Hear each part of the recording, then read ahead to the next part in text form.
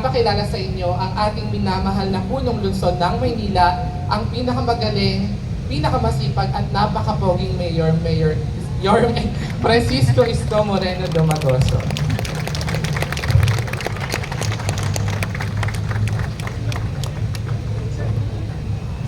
Sir, thank you very much for your time and your group. Thank you. Thank you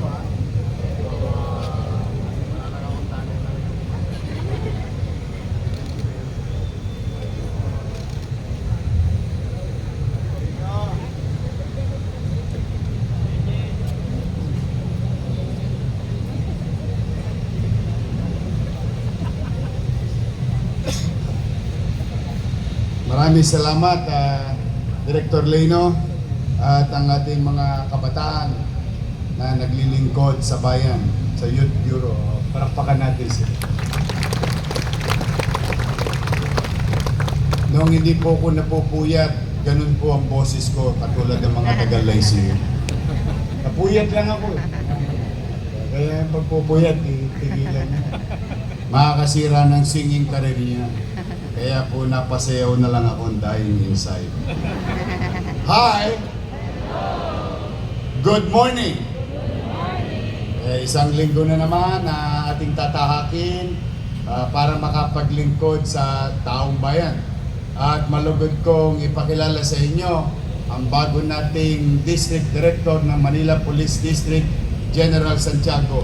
Ayan, palakpakan natin. Liga, General. Ang ganda ng buena mano sa iyo ng mga negosyante ng Maynila. O ito yung mga motor natin. Pangkalawit ng Tolonges sa Maynila. Para patuloy na andito kayo kay Chief of Staff. Sama mga Chief.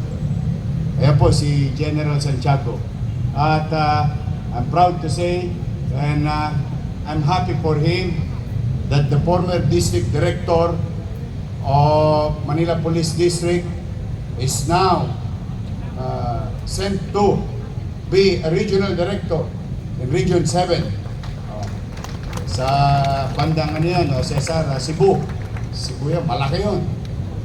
Isa sa mga premiadong rehiyon na destinasyon ng isang pulis bilang pinuno ng rehiyon. To General Abad and your team, thank you very much for your service to the people of Manila, and welcome on behalf of the people of Manila, General Santiago here to lead our strong, brave, and respectful men and women uniformed personnel of Manila Police District. Welcome, General Santiago.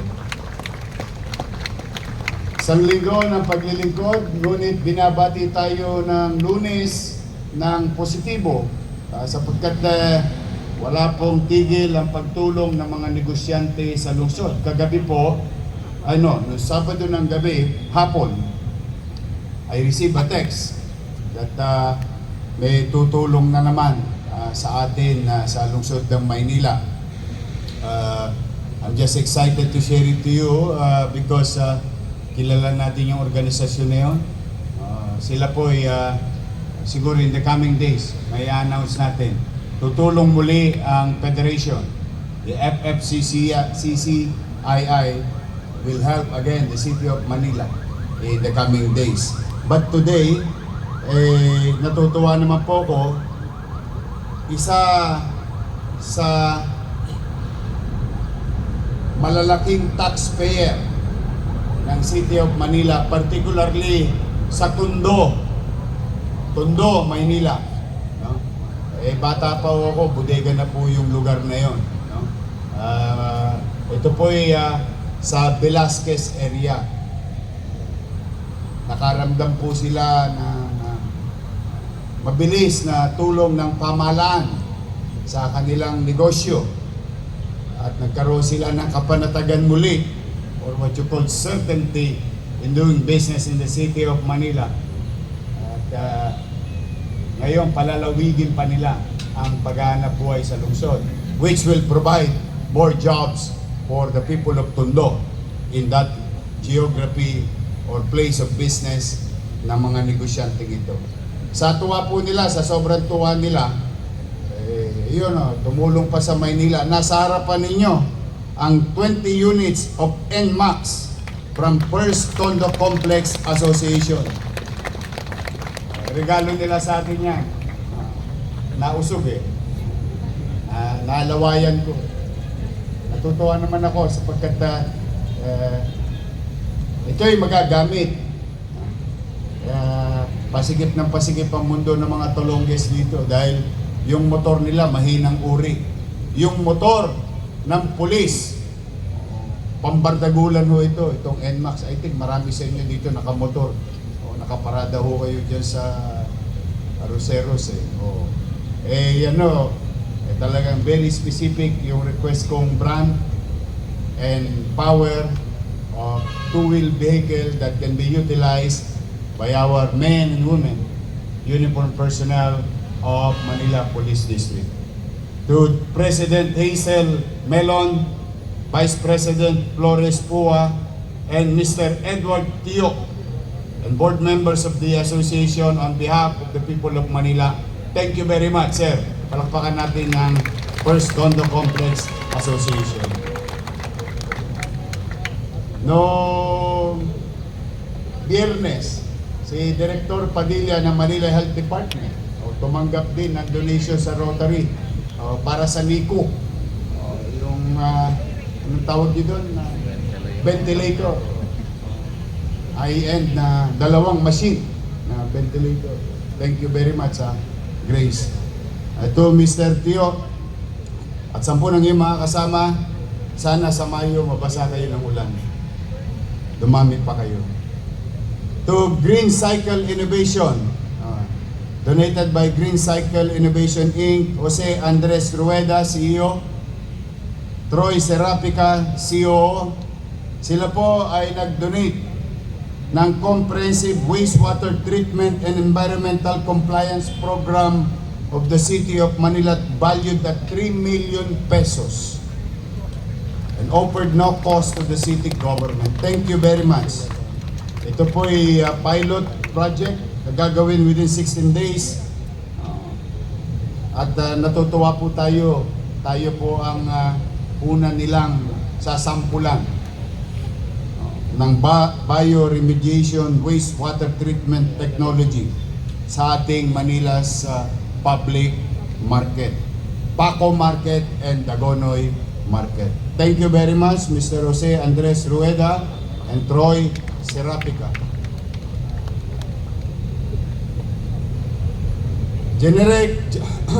Generica Drugstore. We'd like to acknowledge Ezekiel Salcedo, Public Relations and Communication Manager, Generica Drugstore. Sila po nag-donate 27,610 pieces of various medicine. Padilla, paldo na naman ang mga health center mo. Marami silang donation. Yan po yung lagi kong sinasabi. Sabi sa inyo kapag iniwas ninyo ang inyong sarili sa pakikihalubilo sa pamumulitika nang wala pang panahon ng politika, ay mas maraming tao ang gaganahan na makiisa or mag-participate, tumulong sa ating pamahalaan para sa paglingkuran ng ating mamamayan. Kaya po, talaga naman ay taus-puso po ang aking pasasalamat. Si Congressman Leandro Leviste gave us 4,000 bags of 25 kilos of rice. Ayun, kita ninyo, nasa kabilang ilog yun. Di ba ikalulugod nating mga taga Maynila? Basta tayo, ulit-ulitin ko, kalimutan nyo na yung mga politiko. Yung politika, pinakikinabangan lang ng politiko. Ang mahalaga yung kapakinabangan ng tao. May panahon para doon, at pagkatapos noon, kasaglit na panahon lang yun. Pinakamatagal nun, 90 dias. Pagka local naman, 45 dias lang. O tapos na ang politika. O pag may nanalo na, oras na ng paglilingkod sa bayan. Hindi paglilingkod sa kapwa politiko. Ayan, sana manaig sa inyo. Dahil kung may iilang pa dyan na hindi pa naka-move on, good luck sa inyo. Basta kami, naka-move on na kami. Tingnan nyo nga yung, taas nga kamay, may mga asawa dito, taas nga kamay. May asawa, puro kayo binata. May asawa. O kita nyo, naka-move on kayo. Di ba na broken heart din kayo nung araw? Then you found the right one. Di ba? Ganun lang. You have to move on fast because the world moves fast. Time will go on with or without you. Yeah? The time will continue to go on and the clock will continue to tick. Whether kasama ka doon o hindi. Kaya sa inyong lahat, ako, Diyos ko, magnilay-nilay kayo. Kaya pag toxic yung kasama mo, yung katabi mong lamesa, toxic, nako, mag-CR-CR ka muna. Layuan mo ang mga toxic na tao because naalala ko si Mr. Orense, teacher ko no, sa Almario, sa Araling Panlipunan. Teacher ko yun. Meron siya sinabi na hanggang ngayon tumatak sa akin. Every nyo, grade 4 pa lang ako noon. Ano bang malay ko na sa pamahalaan? No? Nung araw ang tinuturo, Ministry of Trade. Lahat ng ministro yata noon, kabisado ko eh. Doon dahil sa Reader's Digest at saka yung may binabasa kami na parang magazine na binibigay ng pamahalaan. Pero siya sinabi, ang tao daw ay yung mabisa sa tao ang impluwensya kung ano ang nasa paligid mo. Kung toxic, mabisa rin na toxic ang buhay. Kaya, iingatan ninyo. Iingatan nyo lagi ang inyong environment. Sa loob ng bahay, sa komunidad, o sa lugar na ating pinagtatrabahuan. Good vibes lang. Basta tayo taga Manila, don't worry. Chill lang tayo. Two joints. At nais ko rin recognize Paco Health Center for Service Rendered. Joselito M. Mendoza, Dr. President, Philippine College Surgeons. Nandiyan ba sila? Edric Lim, MD, President, Philippine Society of Pediatric Surgeons. Alfred Lasala, MD, President, Philippine Society of General Surgeons. Jeffrey Jeronimo Domino, MD, President, Philippine Society of General Surgeons, Metro Manila Chapter. Roel Azores, MD, Board of Regents, Philippine College of Surgeons. Roderick Casis, MD, President, Philippine College of Surgeons, Metro Manila Chapter, Instrument. Thank you very much sa inyo. At bilang panghuli sa ating babatiin na bumisita sa atin, sana all fastest walker recognized by the Guinness World Record. Mabilis maglakad. Kailangan din mabilis kumilos talaga. Lito de Verterbo. I hope I pronounce. Ayun. Ito ba yun? Talaga ito din sa ito nga.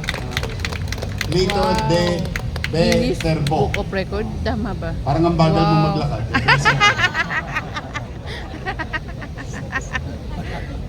Fastest war! Fastest. Congrats po. Talaga? Pasensya ka na, yung English ko, good only for 5 minutes. After that, finish or not finish, you pass your paper. But we are very proud of you. He is a 55-year-old. Mukha lang po siya 54. Siya po ang holder ng Guinness Record Holder and Leave No Trace or LNT Level 2 Instructor. 55-year-old mountaineer walked the length of the country from Maira-Ira Point in Pagudpod, Ilocos Norte to Tinaca Point in Glan Sarangani Province. Congrats po.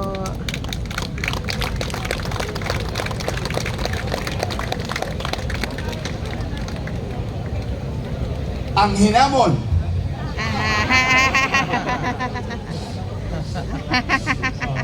sa tanggalan ng computer. Ay, grabe to, no? It took him, the journey took him 147 days, 1 hour, 39 minutes, and 53 seconds, earning him this extraordinary record. Sana all. Yung may mga rayuma dyan, at saka anong tawag yung gout. Ayan, si city administrator, puro gout yan. Si Wardy. Ito Wardy, oh. Bake to lang ang ito, saka kadla. Ayos na. Kasama niya si Lisette Vizcara, level 1 instructor.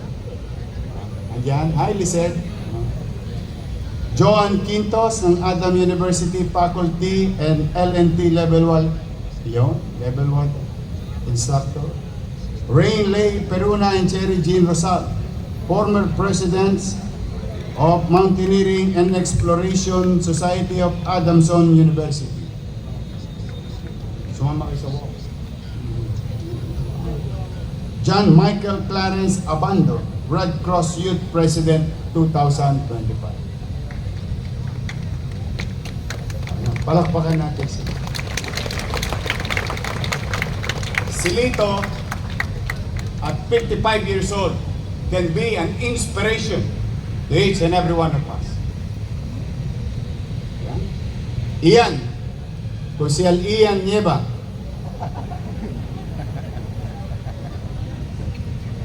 Negative. Tawa talaga ng utang ni Kusial. But we are really proud of you. You being a Filipino, creating such pride and, for the country and us as Filipinos, holding such uniqueness. Keep it up, and to your team, congratulations.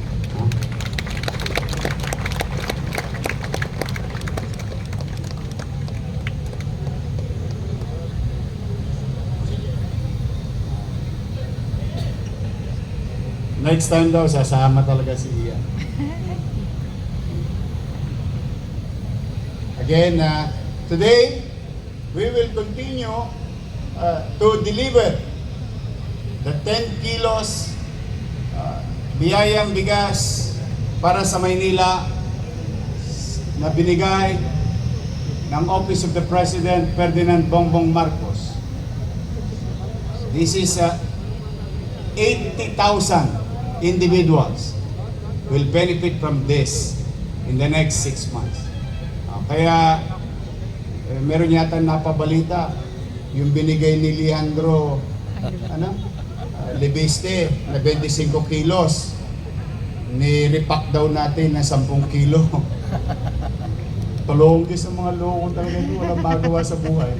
Napaka-toxic nito mga to. Di po totoo yun kasi una-una hindi magkakasayo sa 80,000. 80,000. But I am grateful to Mr. Leandro Libiste para maisip niya Maynila. Eto mo si Gio de la Puente, ang ngiti hanggang tenga. Nakinabang. PHW, BNW. BNS, sorry, BNS. Di ba? And you have to give it to the guy. But that is far different from what the President gave us, and I'm grateful to it. Anything na kapakinabangan nyo, Hindi ako magdadala. Kahit sinong tao, kahit sinong taong darating dito, basta kapakinabangan ng tagalungsod. Mauna muna kayo bago ang politika ko. Yung politika ko, sa 28 pa yun eh. But for now, I am obliged to fulfill and perform my obligation, duties, and responsibilities to 2 million Manileños. That is my job. And we will continue today to deliver to the working class. At sisiguraduhin ko, kayong mga nakikinig dito, matitikman nyo din yon. Sigurado ako. Dahil kasama kayo sa listahan. Listahan ng maliligtas. Bambi, gusto mo maligtas? Magpatala ka. But I'm really happy, despite of all our challenges, may mga mabubuting tao. Breve, tumanggap tayo ng 5 milyong flip card para sa ating mga rider. Tapos kinakantahan ka ng magagaling na taga-ICU. Diba? Kita nyo naman. Kaya sometimes sa buhay bilang panghuli, mainit na naman.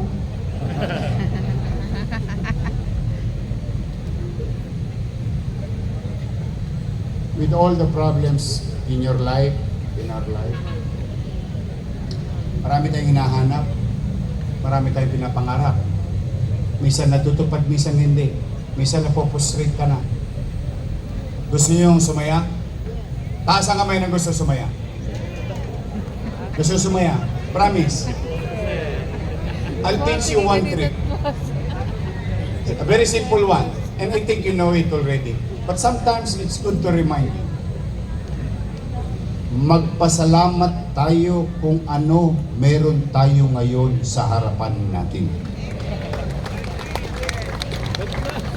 When you start and learning how to appreciate things, wala ka nang hahanapin pa. Yung ibang pinangarap dumating ng kusa, bonus na lang. You will be a happier person. I'm telling you this because I've done it. Kaya sinishare ko lang sa inyo. Kaya pag ako'y nalulungkot, ang iniisip ko na lang sa sarili ko, nung araw nga kinakain ko tira ng tao sa basurahan. Sinong gustong kumain ng tira ng tao sa basurahan? Ang masarap naman, Jollibee. Chicken Joy sa umaga, Chicken Joy sa tanghali, Chicken Joy sa hapon. Pagdating ng alas 3, meron pa akong champ. That's why I'm really happy seeing these challenges in our lives na maswerte nga po eh. Sino bang mag-aakala na ang basurero pwede maging mayor ng Maynila? Yeah. That's why I'm sharing you some things. I think alam niyo naman yun. Kaya lang, minsan, parang magulang ba? Alam mo yung nanay natin minsan makulit? Yung tatay natin makulit? Pinapaalala sa atin. Pero sa totoo, kahit na kinikipit balikat natin yung paalala, pero sa totoo, tama yung nanay ko eh. Tama yung tatay ko. Learn how to appreciate things and be grateful about it. Your health, whatever and wherever you are, I think you will be a happier person or individual. And the good thing, and I've been saying this over and over again, and I will not stop saying this. The best thing that we have today is we were given an opportunity to be of service to our people. Namnamin niyo yun. Namnamin niyo. So, sino gusto sumaya? Ikaw ba, gusto mo ba talaga sumaya? Ilan taon ka na ulit? Senior na. Gusto ko talaga, hanapan niyo nga ako. I-date ko na ba si Jess? Ay, byuda raw, nagbo-volunteer. At least, may experience na. Pwede po ba bedridden? Ikaw ba, Boss, may kilala ako bedridden. ikaw ba may experience na? Sa buhay. Huwag na gumaganon. Kasama yan, baka hindi nila maintindihan. Ikaw pata, malisyoso ka talaga. Good morning! Good Ay, morning! mag-iingat kayo ha. At ang wish ko ngayong linggo, bigyan kayo ng Panginoon Diyos ng malusog na pangangatawan. Mag-iingat kayo at mainit. Minom kayo ng maraming tubig. Ha? Iingat niyo yung sarili ninyo dahil mamaya, pagdating ng alas 5, lagi niyong isa sa puso't sa isip, may nag-aabang sa inyong mahal niyo sa buhay. Kaya kailangan niyong pag-ingatan ng inyong sarili. Muli, pagpalain nawa kayo ng buong may kapal. Happy Monday! Happy Monday! Maraming salamat. Manila! God first! God first. Thank you.